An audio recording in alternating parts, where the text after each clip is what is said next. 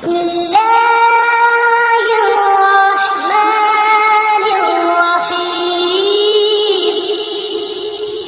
بسم اللہ الرحمن الرحیم۔ السلام علیکم پیارے دوستوں، آج کی اس ویڈیو میں ہم آپ لوگوں کو وہ باتیں بتانے والے ہیں کہ جسے سننے کے بعد آپ لوگ حیران ہو جائیں گے۔ جی ہاں دوستوں، اس ویڈیو میں ہم آپ لوگوں کو بتانے والے ہیں کہ سونے کے بعد انسان کی روح کہاں چلی جاتی ہے، اور ساتھ ہی ساتھ یہ بھی بتائیں گے کہ جانوروں کی روح کون نکالتا ہے۔ تو چلیے دوستوں شروع کرتے ہیں۔ پیارے دوستوں، اللہ تبارک و تعالی نے انسان کو سب سے خوبصورت شکل پر پیدا فرمایا، اور انسان کی پیدائش میں اللہ تبارک و تعالی کی قدرت کے بے شمار جلوے اور نشانیاں ہیں۔ اللہ تبارک و تعالی نے انسانی جسم کو بنا کر اس کو روح سے روشن کیا اور جسم کے اندر جان ڈالی۔ اب جب تک یہ روح انسانی جسم کے اندر ہے تب تک انسان زندہ ہے۔ جب یہ روح جسم سے نکل جائے گی تو اس وقت انسان مر جاتا ہے، اور ایسا اس وقت ہوتا ہے جب انسان کی عمر ختم ہو جاتی ہے۔ لیکن کیا آپ جانتے ہیں کہ ہر انسان ایک ایسی زندگی بھی جیتا ہے جس کے اندر وہ روز مرتا ہے اور روز جیتا ہے؟ پیارے دوستو، آج کی اس ویڈیو میں ہم آپ کو اسی زندگی اور موت کے بارے میں بتائیں گے کہ کس طرح انسان روز مرتا ہے اور روز جیتا ہے اور روز زندہ ہوتا ہے۔ اور کیا آپ جانتے ہیں کہ جب انسان سو جاتا ہے تو اس کی روح کہاں چلی جاتی ہے، اور انسان خواب کے اندر جو کچھ بھی دیکھتا ہے کیا وہ سچ ہوتا ہے یا جھوٹ؟ اور نیک لوگوں کی روحیں سونے کے بعد زیادہ تر کہاں کا سفر کرتی ہے، اور برے لوگوں کی روحیں سونے کے بعد کہاں کا سفر کرتی ہے؟ پیارے دوستو، ان سارے سوالوں کا جواب آج کی اس ویڈیو میں ہم آپ کو بتائیں گے، لہٰذا آپ سے ریکویسٹ ہے، گزارش ہے کہ ہماری اس ویڈیو کو آخر تک ضرور دیکھیے گا۔ پیارے دوستو، روح کی پیدائش اللہ تبارک و تعالیٰ کے حکم سے ہوئی۔ روح امر ربی ہے۔ جس طرح دنیا میں انسانی جسم کا لباس کپڑے ہیں، اسی طرح اللہ تبارک و تعالیٰ نے روح کا لباس انسانی جسم کو بنایا ہے۔ اسی وجہ سے جب جسم سے روح نکل جاتی ہے تو جسم بیکار ہو جاتا ہے۔ پیارے دوستو، روح دو طرح کی ہوتی ہے، ایک نیک جو کہ نیک عمل کرتی ہے، اور دوسری بدکار اور گنہگار روح جو کہ برے عمل کرتی ہے۔ انسان کو جو بھی خواب آتے ہیں یا وہ خواب میں جہاں کہیں بھی جاتا ہے، اس میں انسان کی سوچ اور اعمال کا دخل ہوتا ہے۔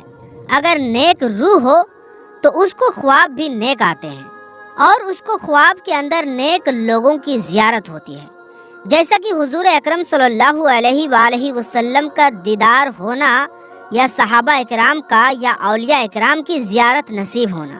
اسی طرح نیک روح جب خواب میں کہیں سفر کرتی ہے تو اس کا سفر بھی نیک ہوتا ہے، اور وہ خواب میں نیک چیزوں کو دیکھتی ہے۔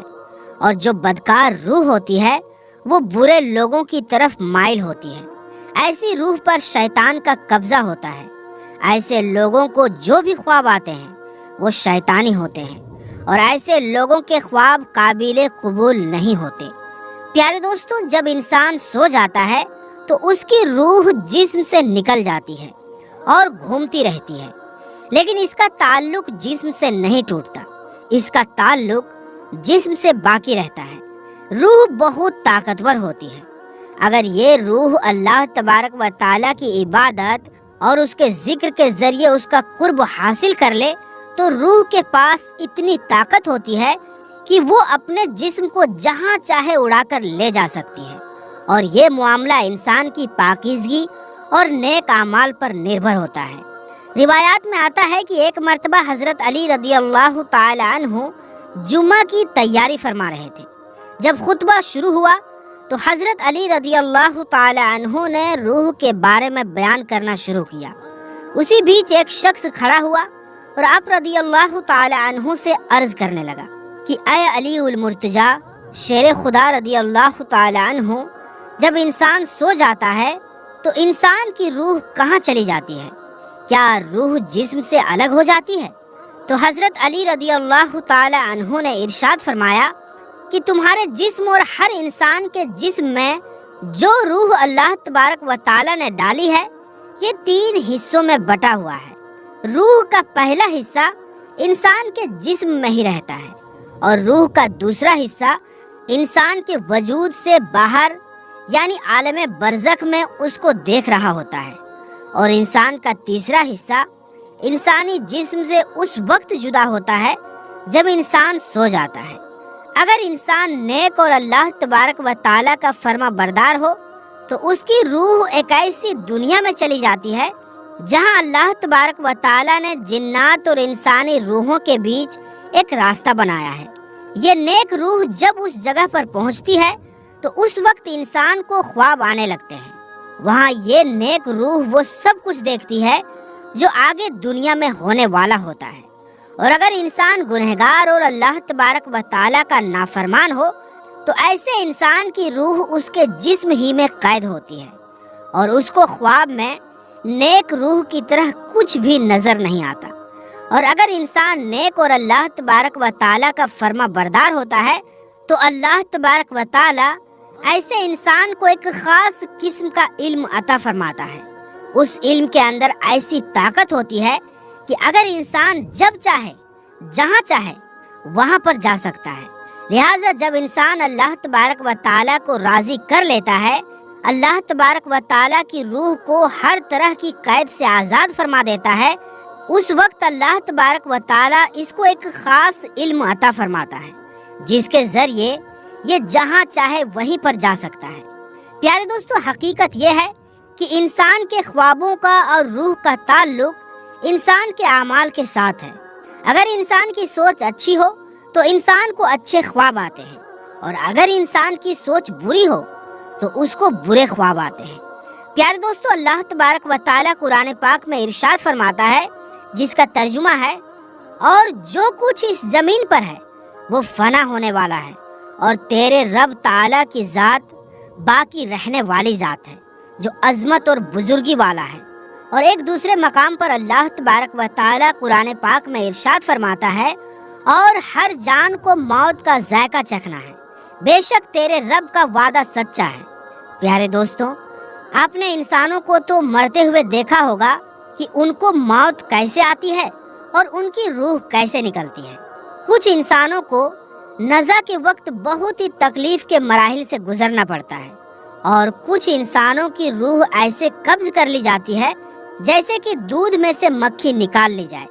لیکن کیا آپ جانتے ہیں کہ جانوروں کی موت کیسے آتی ہے؟ تو آئیے دوستو، اب آپ کو بتاتے ہیں کہ جانوروں کو موت کیسے آتی ہے اور جانوروں کی روح کون سا فرشتہ قبض کرتا ہے، ملک الموت علیہ السلام یا کوئی اور فرشتہ؟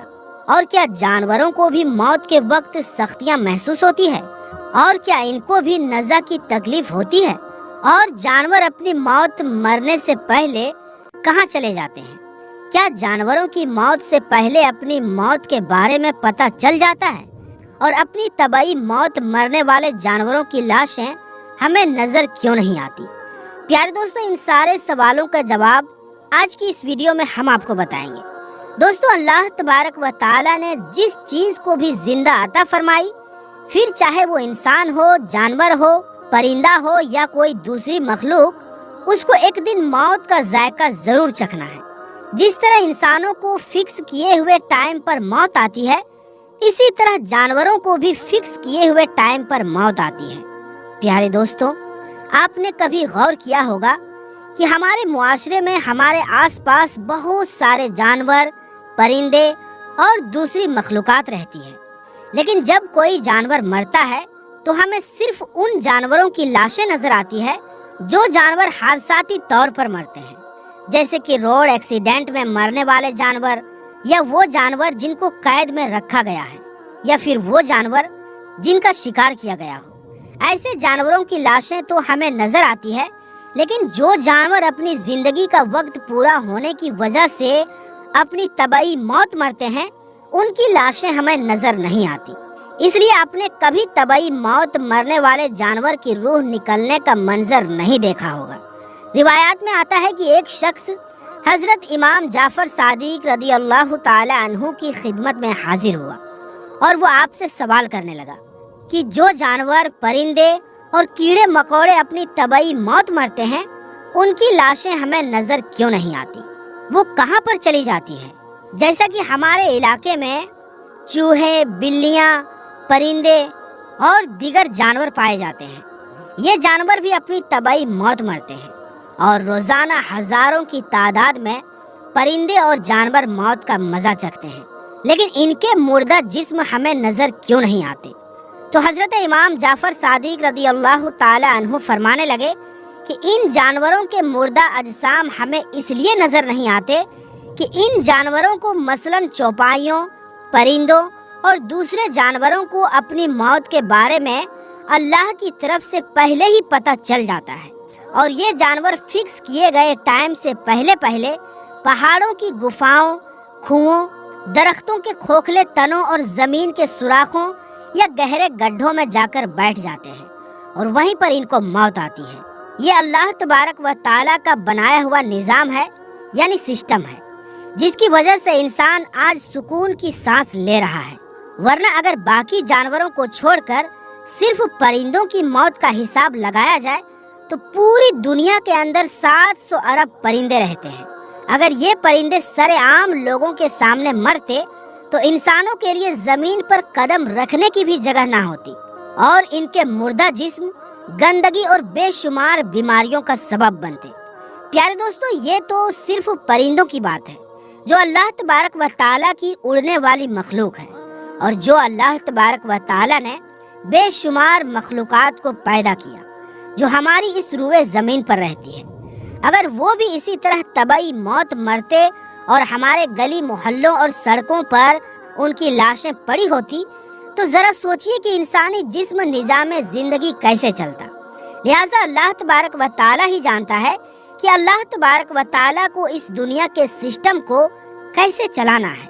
لہٰذا اللہ تبارک و تعالیٰ ان جانوروں کو ان کی موت سے پہلے ہی ان کی موت کے بارے میں بتا دیتا ہے، تاکہ ہر دور دراز کسی جنگلوں پہاڑوں میں چلے جائیں اور وہاں پر ان کو موت آ جائے، جیسا کہ اللہ تبارک و تعالیٰ قرآن پاک میں ارشاد فرماتا ہے، اور تم اپنے پروردگار کی کون کون سی نعمتوں کو جھٹلاؤ گے۔ پیارے دوستو، اب بات کرتے ہیں کہ کیا جانوروں کو بھی موت کے وقت نزا کی سختیاں محسوس ہوتی ہے، اور کیا ان کو بھی نزا کے وقت تکلیف ہوتی ہے؟ تو اس کے بارے میں روایات میں آتا ہے کہ نزا کی سختیاں برحق ہے، اور نزا کی سختی ہر انسان کو اس کے اعمال کے مطابق دی جاتی ہے، اور نزا کے وقت جو انسان کو تکلیف محسوس ہوتی ہے وہ اس کے اعمال کے مطابق ہوتی ہے۔ اگر تو کوئی نیک انسان ہو تو اس کو نزا کے وقت بہت ہی کم تکلیف محسوس ہوتی ہے، اور اگر کوئی گنہگار انسان ہو تو اس کی روح تڑپا تڑپا کر قبض کی جاتی ہے۔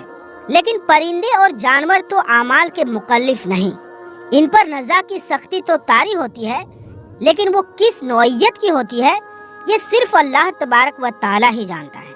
پیارے دوستو، اب بات کرتے ہیں کہ جانوروں کی روح کون قبض کرتا ہے، ملک الموت علیہ السلام یا کوئی اور فرشتہ، یا پھر ان کی زندگی کسی اور طریقے سے ختم ہوتی ہے؟ تو اس کے متعلق الگ الگ روایات ملتی ہیں۔